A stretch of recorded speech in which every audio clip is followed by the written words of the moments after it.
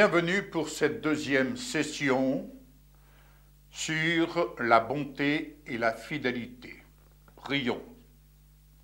Nous te remercions, notre Père, pour ta parole qui est une semence vivante, une semence de justice, une semence de ta bonté, une semence de ta fidélité.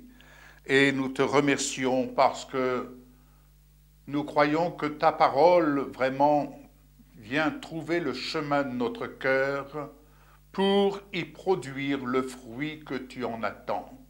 Au nom de Jésus. Amen. Alors, je rappellerai simplement quelques éléments de la session précédente concernant la bonté et la fidélité de Dieu. Lorsqu'elle se manifeste dans notre environnement, elle y rencontre la justice et la paix de Dieu. Comment mener une vie sereine? Eh bien, nous avons là au moins 4 éléments qui peuvent nous permettre de vivre une vie aussi sereine que possible, tout en traversant, il est vrai, les aléas de la vie. Mais il y a une chose qu'il faut retenir, c'est quel est le désir qui nous anime. Quel est le désir quant à la bonté de Dieu, certes, et quant à la fidélité de Dieu. Or, il y a aussi un aspect de notre fidélité dans la marche avec le Seigneur. Donc, il faut connaître le désir du Seigneur. Alors, nous avons vu que connaître le désir du Seigneur, chacun peut aller de son point de vue, en ce sens que nous allons dire, c'est que je dois mener une vie prospère, je dois être en bonne santé. Le désir du Seigneur, c'est que j'ai une bonne relation avec les uns, avec les autres. Le désir du Seigneur, c'est que, eh bien, j'ai du travail.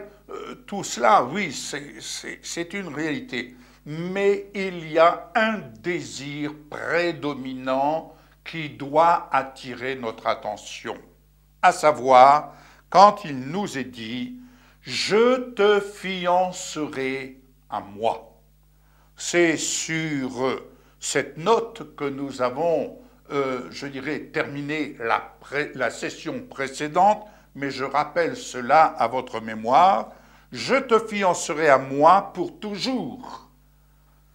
C'est pas pour quelques jours, c'est pas pour quelques mois, ni pour quelques années, pour toujours, autrement dit, pour l'éternité. Je te fiancerai à moi, comment, par quel moyen? Par ma justice. Nous devons apprendre à vivre au bénéfice de la justice de Dieu et non pas par notre propre justice. Je te fiancerai à moi par la droiture. La droiture, il y aurait beaucoup de choses à dire. Par la compassion. Je te fiancerai à moi par la fidélité et en conséquence de cela, tu connaîtras l'Éternel, ton Dieu. Ainsi, connaître l'Éternel, notre Dieu, c'est une chose. Et la question qui a été posée, que j'ai posée, qui se pose peut-être pour certains, est-ce que le Seigneur te connaît? J'attire votre attention sur la parabole des 10 vierges qui attendaient le retour du Seigneur, à la seule différence, 5 d'entre elles avaient de l'huile dans leur lampe, mais 5 autres avaient très peu d'huile. Et lorsque le Seigneur est arrivé, eh bien, il était trop tard, le temps qu'elles aillent acheter de l'huile là où on en vendait, n'est-ce pas? Eh bien, le Seigneur a dit, je ne vous connais pas. Donc, ne mettons pas de côté ce désir prédominant où le Seigneur désire que nous puissions vivre en ce sens, je te fiancerai à moi. C'est là son désir plus que tout. Et quand on entend cette notion de fiancé, c'est une question de cœur.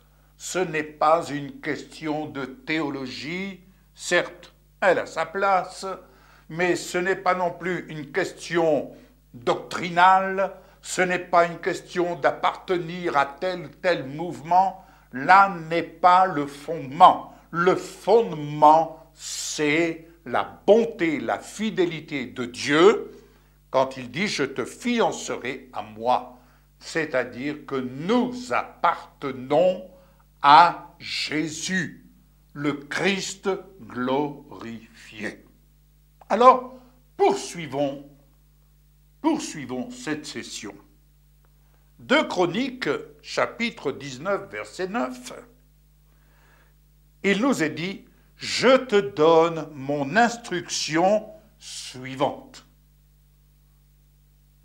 Agis dans la crainte de l'Éternel ton Dieu avec fidélité et intégrité. » Être intègre, être vrai.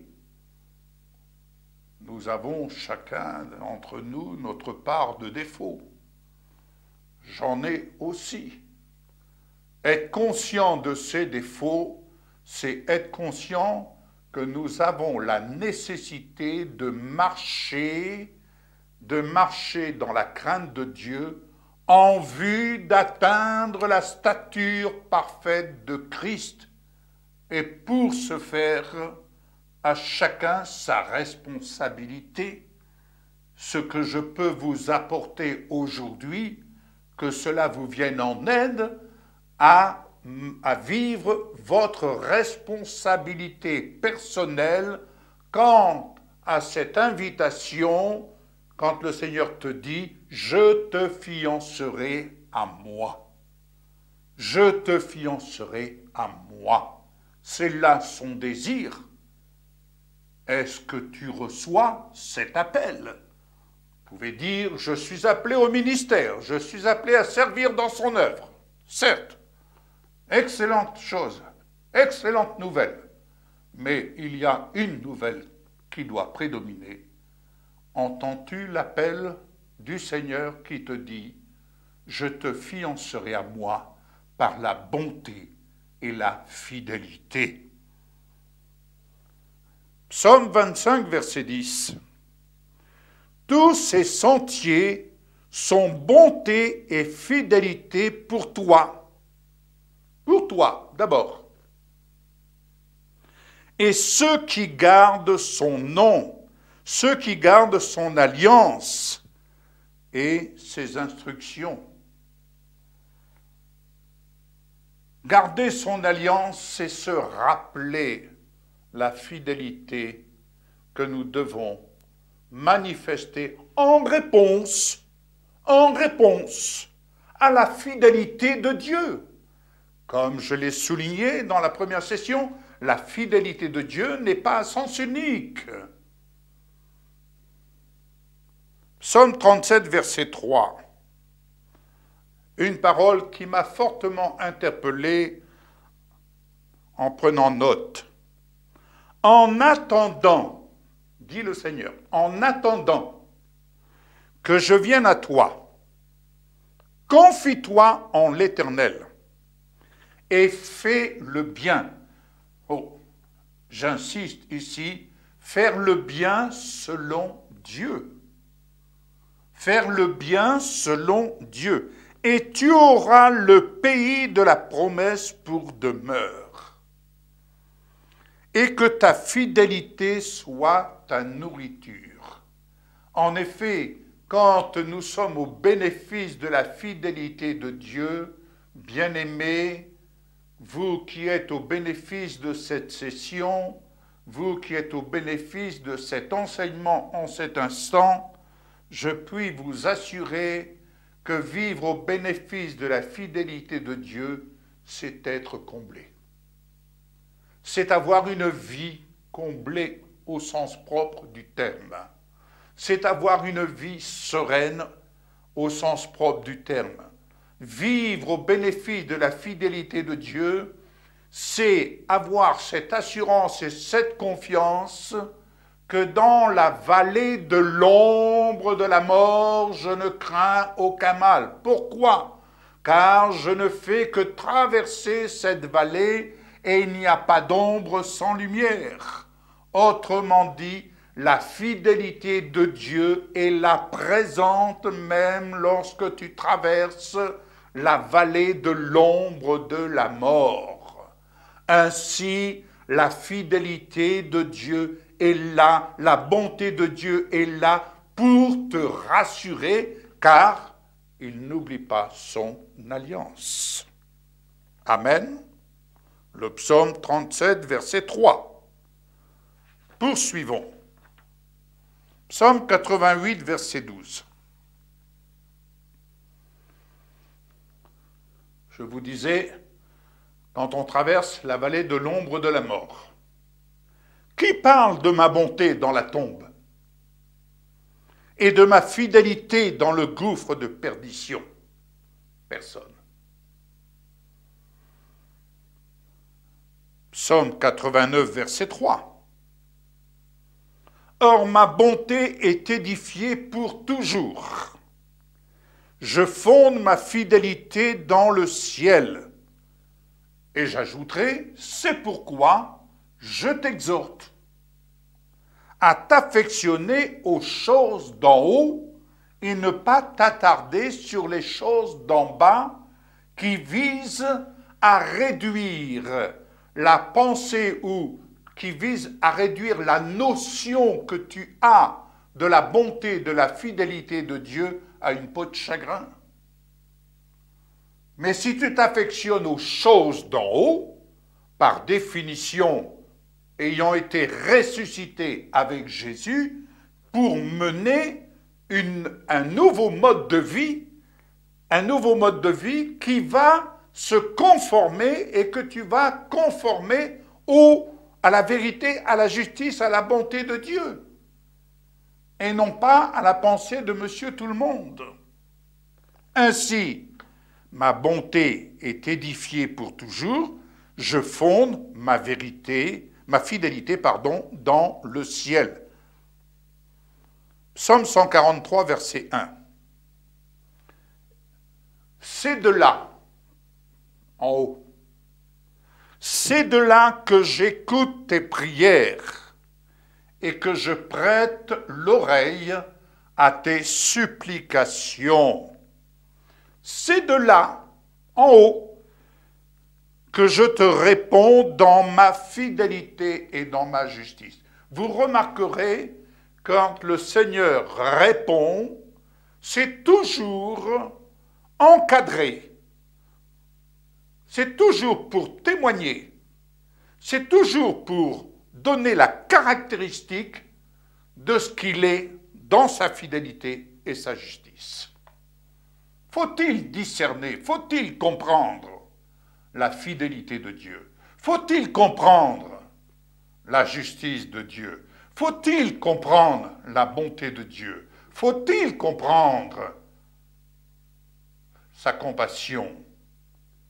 Si nous ne comprenons pas ces caractéristiques, nous marchons au gré de nos pensées, nous marchons au gré de ce qu'on peut ressentir, un jour bien, un jour mal, et nous marchons, excusez mon expression, comme des canards boiteux. Mais lorsque nous marchons avec assurance, nous marchons encadrés dans notre environnement par la bonté, la fidélité de Dieu, la justice de Dieu et la compassion de Dieu. Voilà un bel équipement qui peut nous permettre de nous approcher des autres pour leur apporter, leur servir la bonne nouvelle qui nous vient du ciel. Je répète, c'est de là que j'écoute tes prières, que je prête l'oreille à tes supplications et que je te réponds dans ma fidélité, dans ma justice. Proverbe 12, verset 22. Une parole qui va peut-être vous troubler dans le contexte de cette session, mais il est dit « Car les lèvres mensongères sont en horreur à l'Éternel, tandis que ceux qui agissent avec fidélité lui sont agréables. Vous remarquerez, il y a dire et faire. On peut dire beaucoup de choses, mais ce qui importe, c'est d'agir avec fidélité, car agir avec fidélité, c'est ce qui est agréable à Dieu. Celui qui parle peu, pêche peu. Alléluia. Agir avec fidélité, c'est apprendre à vivre en vérité. Tout ce que vous faites, faites-le comme pour le Seigneur et faites-le au nom du Seigneur Jésus. Ésaïe 11, verset 5. Connais-tu la ceinture de vérité? Ma justice est comme une ceinture autour de ta taille, et ma fidélité comme une ceinture sur tes hanches. En agissant de cette manière, dans 2 Samuel 2, 6, en agissant de cette manière, j'agirai envers toi avec bonté et fidélité. Néhémie 13, 14 nous dit encore ceci. Je me souviens de toi, et je n'oublie pas tes actes de fidélité envers la maison de mon Dieu et son fonctionnement. Oui, n'oublions pas, quoi que nous fassions, où que nous nous trouvions, et quel que soit notre environnement, notre activité dans l'ouvrage de Dieu, tout ce que nous le faisons envers la maison de Dieu. Envers la maison de Dieu et son mode de fonctionnement. Son mode de fonctionnement, c'est d'apprendre à considérer ce que l'autre fait. C'est d'apprendre à considérer le besoin que l'autre peut avoir, et si je suis l'instrument qui peut éventuellement compléter, eh bien, j'apporte ce qui va compléter et permettre à l'ouvrage de Dieu d'atteindre et de parvenir à son accomplissement.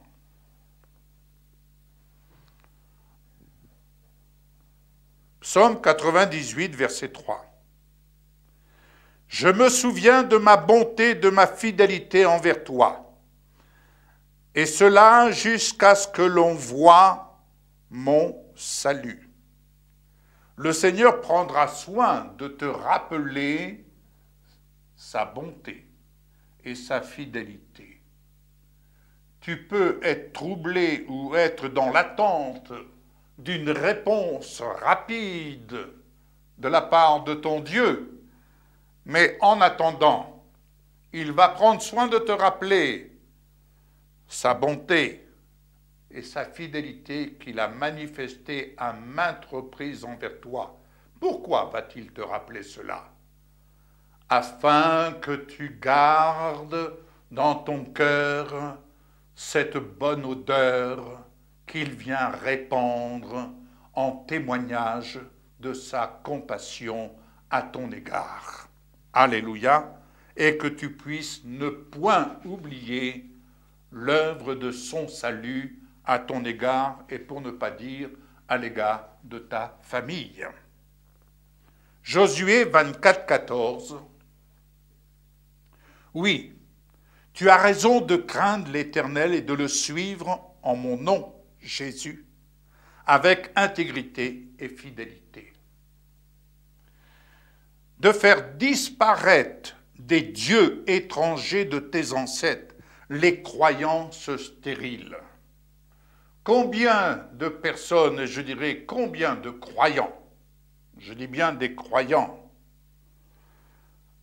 mènent des luttes contre des dieux étrangers, contre les dieux de leurs ancêtres, contre des croyances stériles. Pourquoi nourrir de telles choses? N'est-il pas plus convenable de se nourrir de la bonté de Dieu, de se nourrir de la fidélité de Dieu? Je vais juste vous partager une anecdote. Un jour, j'avais tenu de la part de ma grand-mère paternelle, et j'avais réclamé cela à mon père lorsque nous sommes partis, que nous avons quitté notre région pour aller servir le Seigneur. J'avais simplement demandé « Ah, j'aimerais avoir un souvenir de ma grand-mère ». C'était une mendiante, une statuette en fonte qui représentait une mendiante. Bref, je vous passe. Les jours ont passé, les mois ont passé, puis un beau jour, nous étions à ce moment-là entrés dans le service du ministère. Et il est vrai qu'on traversait une période difficile sur le plan financier.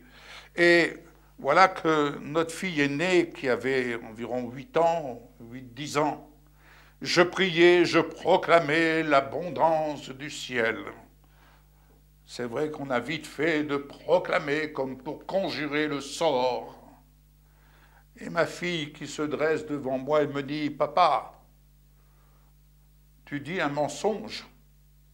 Oh, je dis « Qu'est-ce que tu me dis, ma fille, là ?»« Mais papa, tu dis un mensonge, tu proclames l'abondance du ciel, mais regarde la statuette qui est là, c'est une mendiante. » Oh, bien-aimé, j'ai attrapé la statuette sans discuter, et elle a été réduite en 1000 morceaux. Et je peux dire que peu après, l'abondance de Dieu a commencé de couler dans le ministère. Tout cela pour vous dire, il y a des choses auxquelles on n'attache pas d'importance, mais il peut y avoir comme la grosseur d'une ongle, vous savez, dans notre cœur, qui va venir infecter, qui va venir comme un parasite, empêcher afin que cette vie du ciel puisse couler, couler, couler. Psaume 40, verset 11.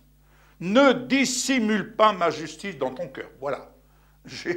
J'étais en train de dissimuler, certes, en toute bonne foi, me direz-vous, mais j'étais en train de dissimuler quelque chose dans mon cœur auquel j'étais attaché comme ça par sentiment, voilà, un sentiment familial, certes. Mais ne dissimule pas ma justice dans ton cœur, mais proclame la vérité et ton salut. Alors, là, j'ai proclamé la vérité, l'abondance de Dieu et mon salut. Merci Seigneur de m'avoir sauvé, n'est-ce pas, de ce que cette statuette pouvait représenter devant moi, devant mes yeux, comme quelque chose de néfaste, quelque chose de contraire à ta justice.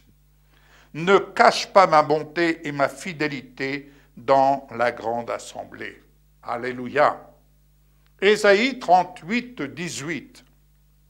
Ce n'est pas le séjour des morts qui me célèbre.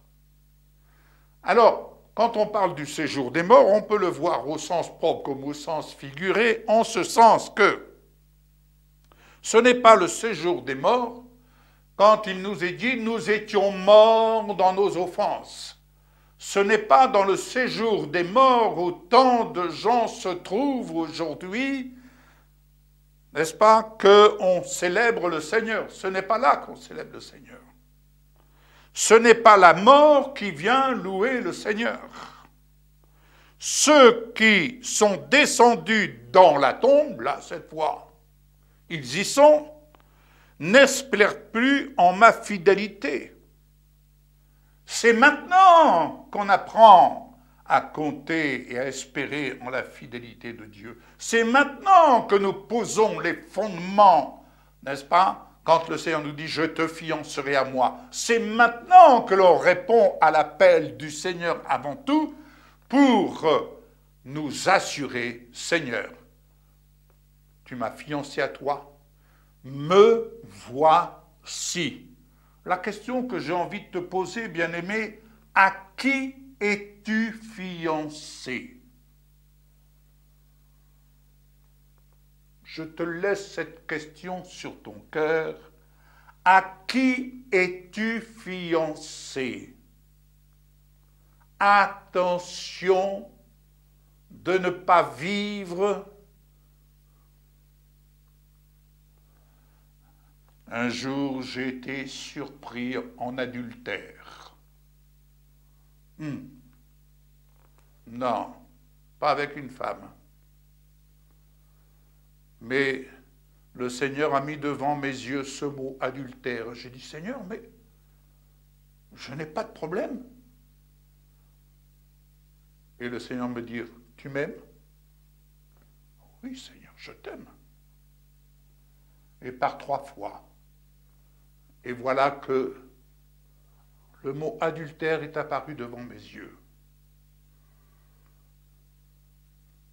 Le Seigneur m'a montré que j'aimais l'Église plus que lui. Tu peux aimer l'Église plus que lui. L'Église, ton Église. Tu peux aimer ton ministère. Tu peux aimer ton œuvre plus que lui. N'oublie pas que tout ce qui découle du ciel vient de lui et tu en es uniquement son partenaire. Et en tant que partenaire, ta responsabilité est de suivre ses instructions. Alors, tu bénéficies du témoignage merveilleux que le Seigneur vient te rendre et que tu peux ainsi apprendre à le connaître et à connaître ton Dieu. Amen. Alléluia. Josué 1,8, ce sera là ma conclusion. Mais c'est toi, tu es vivant. Alors que ce livre de la loi, ce livre de toutes mes promesses, porté à ton compte au ciel, ne s'éloigne pas de toi. Médite-le jour et nuit pour agir avec fidélité, conformément à tout ce qui est écrit, car c'est alors que tu auras du succès dans tes entreprises. C'est alors que tu réussiras. Josué chapitre 1er, verset 8. Prions. Père, merci pour ces 2 sessions qui nous ont permis d'aborder ce sujet si riche et qui mérite d'être encore exploré par tous ces bien-aimés qui sont au bénéfice de cet enseignement. Seigneur, ta bonté, ta fidélité, ta justice et ta paix se rencontrent et elles s'embrassent. Seigneur, quelle sérénité que de vivre ainsi au bénéfice de ces caractéristiques qui, par le Saint-Esprit, viennent nous apporter le témoignage de ta divinité. Ainsi, Christ en nous, l'espérance de la gloire. Merci de bénir au nom de Jésus mes bien-aimés qui sont à l'écoute de cet enseignement, qu'ils en reçoivent son contenu, qu'ils le méditent et qu'ils puissent te rencontrer, te connaître, Seigneur Jésus. Et merci de venir ainsi manifester dans leur vie le témoignage et qu'ainsi ta parole puisse croître dans le cœur de chacun et porter son fruit. Au nom de Jésus-Christ. Amen.